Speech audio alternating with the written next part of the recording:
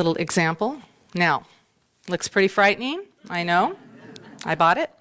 So anything in my experience that I judge to be negative, I can kind of blame on this guy and say, the devil made me do it. I'm not responsible. It's all this guy's fault. I can conveniently just pass off on this illusion because any negative conflict, it's so much easier to say there was an opposing force that did it to me. But just like when we examine the mask further, we see that there truly is nothing in here. It's just plastic and cloth. Nothing to be afraid of here, folks. Just go on, no worries. So, just like examining that, we have to recognize that fear just originates from an illusion, for everything is truly from one pure, loving source. Ernest Holmes, our founder, recognized this when he wrote, "There is nothing supernatural about life from the metaphysical point of view. It is superstitious to believe that God will answer the prayer of one above another, unless you're a baseball fan." So basically, there is a level playing field. We can't say God is on our side and the devil's on theirs. God doesn't represent one particular cause. In fact, every religious war in history has tried to claim this. That hasn't worked so well. In the science of mind teaching, spirit is also referred to as the thing itself. We can't escape it, no matter what we do, nor I can't imagine wanting to, saying, oh, I don't need God, I'm going to hide. Because it's here as this loving presence. Yet, I know it's rather frustrating when you think about it. Have you ever tried to bargain or plead that if you could just have one last thing, you would never be bad again? Kind of like you did with your parents, that negotiation, oh, come on, God, just give me this one last wish, like it was this genie in the sky. But we'd only be tricking ourselves or lying about it, because when we do this, we just assume that we're almost not deserving of it. There is one source that we can all use. No matter how many times we want to blame a devil or believe in some superstitious activity, it boils down to one all-powerful and everywhere present source. The Course in Miracles states there are only two basic root emotions. One is fear and one is love. And so when we truly analyze all our fearful thoughts, they kind of dissolve into the nothingness. And what remains is love. And I like to see it this way, that God is kind of like the noun and love is the verb, the action, bringing things into our lives. This leads to the second step of treatment. Now, I've got a lot of practitioners in here too. What is the second step of treatment? This is a test. Anybody?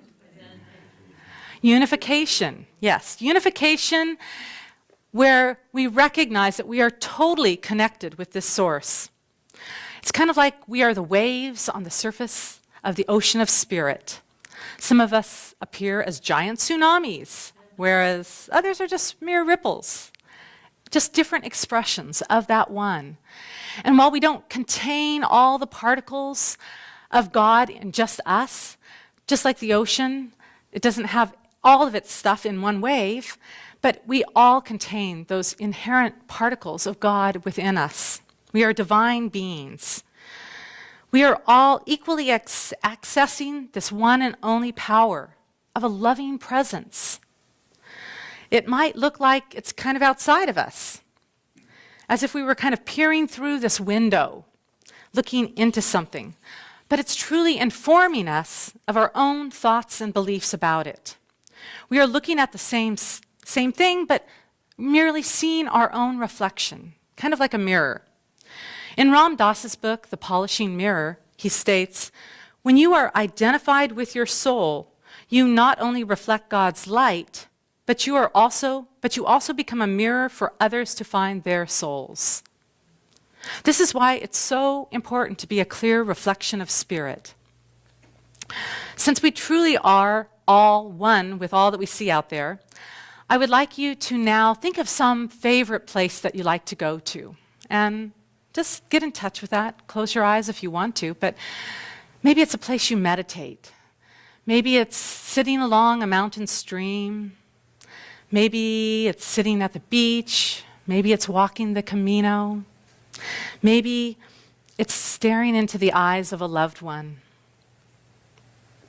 Now, in that peaceful place, you can open your eyes if you choose, but it just reminds us that we can access that connection at all times within by somehow just conjuring up that which we love, that which comforts us from within, whether it's a place or thinking of a person. And we can always draw from it, and it's closer than the core of our being. It's built into every fabric of our entire body. And think about it for a moment. Sandy did this wonderful contemplation, and I thought she was reading my mind because I had it written first, No. But just go ahead and take a deep breath for a moment. Just breathe in, and just recognize as you let your lungs fill with air, and now exhale. You're conscious of it now, but in a few moments, you might not be. And how wonderful that we don't have to sit here trying to remember to fill our lungs with air. Or feel the pulse in your neck or your wrist, okay? Got that? How amazing that we have this incredible heart that pumps blood throughout our entire body. You don't have to sit there and say, remember to pump, remember to pump. No, we'd be dropping like flies. Because we are now gifted to go on and be present in other areas of our lives, but we have this source within that truly comes and inspires us and breathes us and pulses our body. And it even recreates our cells. So if you don't like the costume you're wearing now, wait a week, The cells are always regenerating. Thank God that we have this force so that we can truly be ourselves, and we have this loving energy system right in the core of our being. This leads to the third step, which is recognition, declaration, I've heard, and realization. So it's where we get to co-create. I love this process. It's the most creative one. Now that we know that God is everything, it breathes us and expresses through us, and it's now God's delight to demonstrate by means of us. God gets to know itself more fully by all the individuals out there, showing up in a myriad of ways. You might just think they're annoying sometimes. They're really God beings expressing in unique forms. So we know we don't have to beg, plead, bargain to have a good life. We just need to visualize at a core level our deepest desires for our best and highest good. Now that's also important because sometimes we think, I want this, I want this, I want this. But then when we trust that it is for our best and highest good, which sometimes the universe can kind of see better than we can. I know we sometimes think we're in total control, but there is this guiding force that says, okay, you might think you want that now, but down the road I can see that with a little time, it will be revealed in a more deliberate, powerful way for you. We need to trust. We also need to be a clear, open channel for our good to flow to us. However, it truly encompasses all our beliefs. Now, this can be good news or bad news, because sometimes we think that we can think whatever negative junk we want and just have incredible lives. It's like tricking yourselves once again. How many of you have ever eaten way too much Halloween candy, whether 30 years ago or whatnot, and felt really terrible afterwards? That big binge when you knew your parents were going to collect the candy in the morning, so you had to down it all that night. Well, it's kind of like thinking the negative thoughts. You can't just be fixated on those and then just expect really positive things to show up. You got to take care of what you digest mentally. The ghost or fears in this area sometimes show up in the form of thoughts like, I'm not lovable, I'm going to always be alone, or I don't have enough, or my health's not right. We need to truly turn away and reveal the opposite. Turn away from whatever fears we have and then focus on what we want to manifest in our lives. Einstein reminds us of this when he has said, we cannot solve a problem on the same level of thinking in which it was created. A while back, I was out doing yard work, and I was weeding, and I had this big garbage bin right next to me, but I was heavily in this argument mentally that happened earlier in the day with a coworker, and I was still trying to win it, even though she wasn't there. It was like, if only I had said this and this and this. And when I stepped back to throw some weeds in the bin, I stepped on the lid accidentally, and I went flying headfirst into the garbage bin. My thoughts were already in there, so it was natural that my body just followed. I got up, quickly made sure nobody saw me crawling out of the garbage can, and I thought it was just such an amazing demonstration, though, of when your thoughts are in the trash, be careful. I could have cast forward healing thoughts and just kind of retold the story mentally so I didn't have the fixated passion on it. But no, I had to keep on trying to make her wrong. So we need to remember why we came here. As Dwayne Elgin states in the book, The Living Universe, we are spiritual beings having a bodily experience. Our bodies are biodegradable vehicles for acquiring soul-growing experiences. We don't need to throw our bodies into a biodegradable bin to get this. Well, at least you don't. Another way of understanding this is that we are also vibrational beings, energetic beings, when we truly are vibrating at a unique frequency. So we can't get upset if we're trying to hear some rock and roll song, but we're on the country western station. We can't yell at the radio and say, why don't you play the Stones, when they clearly don't. We need to turn the channel, get on the frequency that we want to be on. So whether it's negative, condemning somebody, or whether you want to be on a more loving frequency, you got the channel changer in your hands. We draw to us through the law of attraction that which we are a match for. Science is finally backing us up. It's so exciting right now. It's backing up spirituality in ways that it never has before. Quantum physics is pointing out that when we observe something, it changes the molecular structure of it, and things can communicate from distant places, objects. Einstein had a clue about this, and so did Ernest Holmes, but to be backed up by science now is so exciting. When we use our thought processes to feel better and to speak better, we increase our chances of lining up with that which we truly desire. This is why it's so very important that if you're having a challenging day, you don't just fixate on what went wrong or the negative parts of it. Simply start by allowing yourself to go back to that process we did a moment ago, getting in touch with your breath, getting in touch with your happy place, where you can truly connect and reframe and start looking at your life as a blessing, which leads to the fourth step, which is Thanksgiving, yes. Having an attitude of gratitude. And to me, this is one of the best steps. So if you forget everything else I said today, which I really hope you don't, but please remember this fourth step. Because if you give great gratitude, that's all you really ever need to do in a prayer. In fact, you can start kind of simply by just recognizing that things are first on an unseen level before they can be on a seen level. And I want to share with you a little bit more from The Power of Decision. I loved Raymond Charles Barker. He states in the part under the 5 senses, we seek too little within ourselves for right ideas and correct answers. We accept the testimony of our 5 senses as being the reality of life. Yet every mystic and teacher, every religion and philosophy have explained with care that the factual world should always be questioned. Let me repeat that. It's really important. The factual world should always be questioned. Because a thing is a fact does not make it a reality. The search for ideas from within your own consciousness brings satisfaction. It keeps you evolving in consciousness and unfolds the new, the fresh, and the different. It's like I heard a story of someone who wanted to be pregnant for a very long time, and when she finally found out that she was so thrilled and gave great thanks, even though she didn't see the physical manifestation of the baby just yet.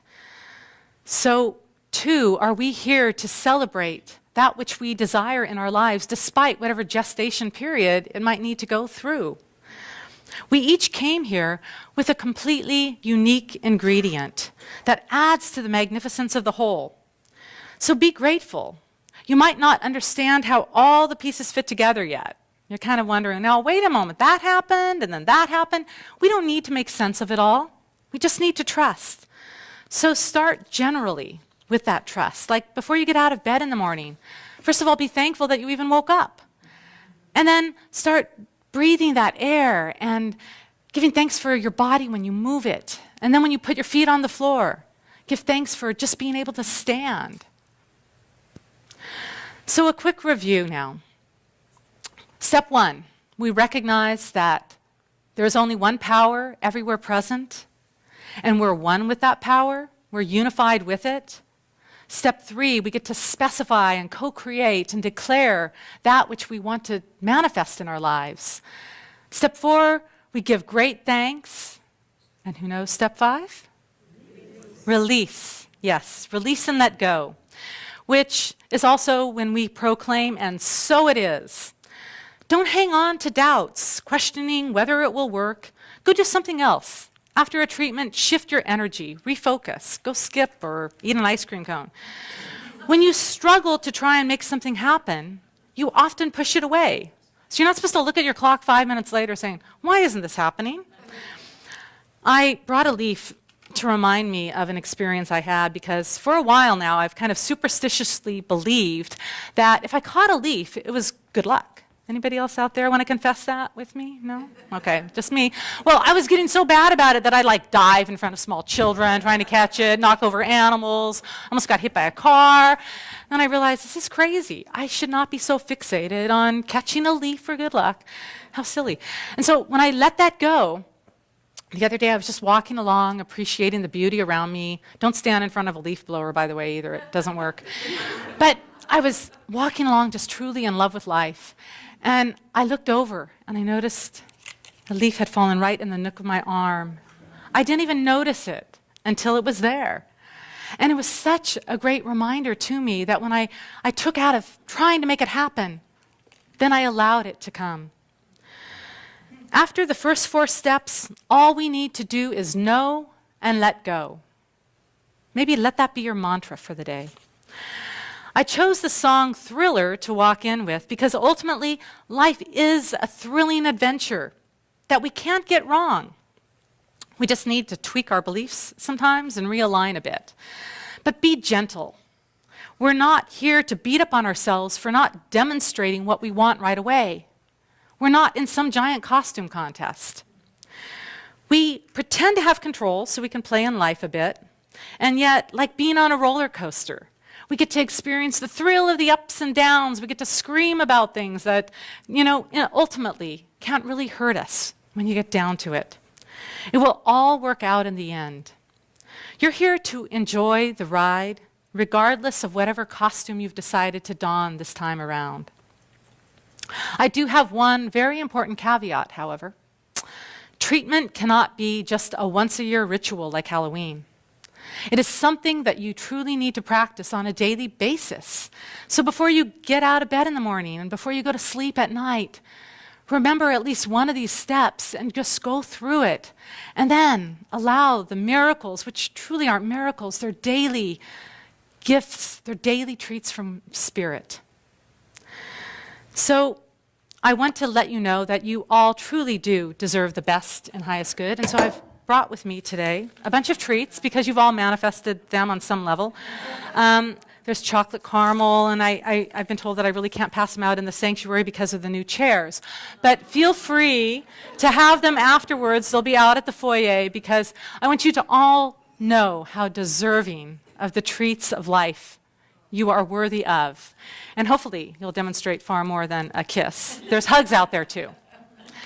Okay, please join me now in our form of spiritual mind treatment as we get comfortable. Going within and recognizing that there is one power, one incredible force. We can call it Allah. We can call it love. We can call it the thing itself. But it is united, connected with our core being. It breathes us. It lives through us. It expresses as us. And as we recognize that we are deserving of it, we can demonstrate true health, creative self-expression, perfect right relationships, and abundant prosperity. We are beings of light who've come to play in this life and manifest that which we desire. And I'm just so grateful to know that these words are being acted upon as I speak them now. And I feel so blessed in knowing that Spirit says yes. Spirit says yes to that which is our best and highest good. I release this now, knowing it is all good, it is all God, and it is done. And so it is. Thank you, and I'd like to invite